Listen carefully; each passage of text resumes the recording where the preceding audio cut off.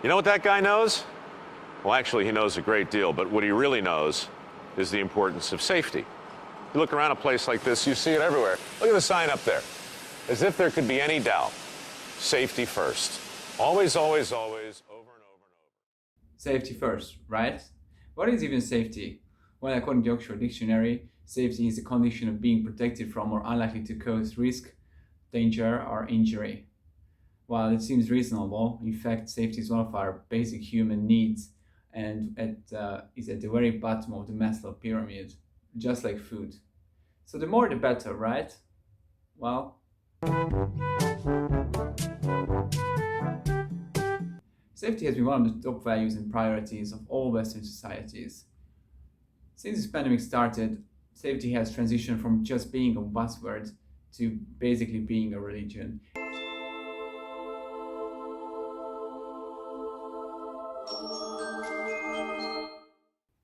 In fact, safety is the main argument and ideological crutch behind all the draconian COVID measures.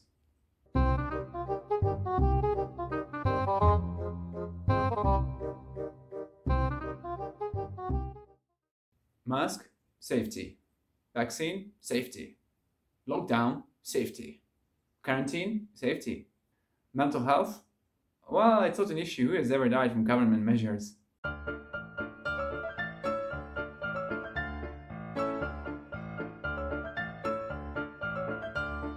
It seems like only that safety is important to governments, while that is well visible and can be put nicely on display.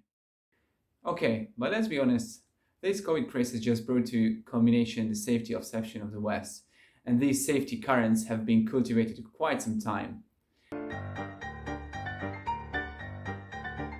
Okay, but where did it all begin? Well, humans have always had an elementary need for safety, and indeed that was one of the main jobs back then as men to protect women and children in the tribe and fend off any lurking danger. But you could hardly say those were safe times. Even much later, in the 19th century, people and also children were working 12 to 14 hours in dire conditions like in coal mines without any safety or any protection at all. Okay, so when did we reach this general safety feeling we have now so common in the West? Well, quite probably in the 1950s or 60s, when people got so tired of the bloodbath after World War II and the suffering of their loved ones, that they really started to formulate a real desire for a general safety in the society. This was simultaneously supported by the rapid technological development that made the elevation of the general safety of the society possible. Modern medicine and hygiene, modern cooking techniques, developing public infrastructure, increasing general wealth in the society, and thus lower crime rates, etc. I was born in 1990, so I have not that much clue how it used to be before, but I do think it was mostly in the 1990s, which was like a general flipping point in general safety in the society. The widespread use of airbags or mandatory seatbelts just a few years earlier. Traffic-related death and accidents started to drop drastically.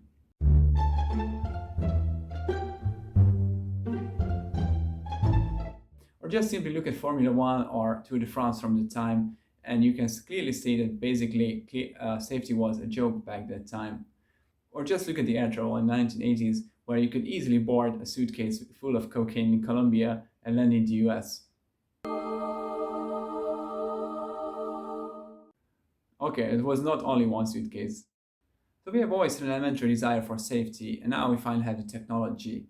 Let's not forget the rapid abandonment of religion and atomization of the West, and gradually we have evolved from an elementary safety desire to an obsessive safety anxiety in the West. After all, if you don't believe God could help you out and you have fewer and fewer people around you, you cannot risk really any danger.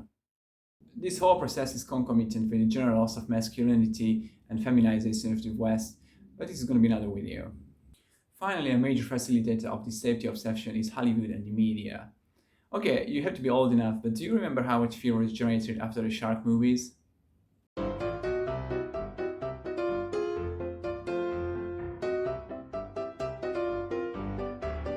And how many people actually died from real shark attacks? So yeah, there should have actually been a movie of the cow. But hey love, why would Hollywood generate so much fear? Well, because fear sells. You ever heard about insurance?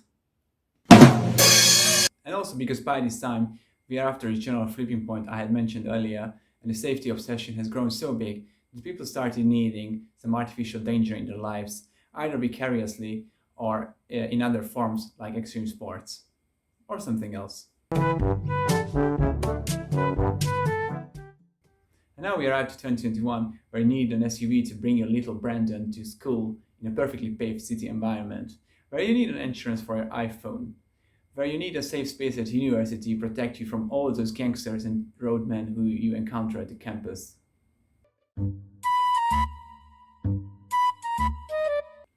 By talking biological facts is hate speech, where you are wearing a mask sitting alone in your car, where even though you are protected from the virus by a vaccine, you still want other people wear masks or even locked down. It's a bit like Munchausen syndrome. Is a caring mother good? Sure, elementary. But just like overeating, overcaring is also harmful. You are an adult with your own responsibility and accountability, and you can assess your risks and decide accordingly. You do what you want to and what you think is within the reasonable bounds of the society. I guess you wouldn't like your mother to tell you what to wear, what to eat, or when you are allowed to leave the house. Then why do you let the government do the same?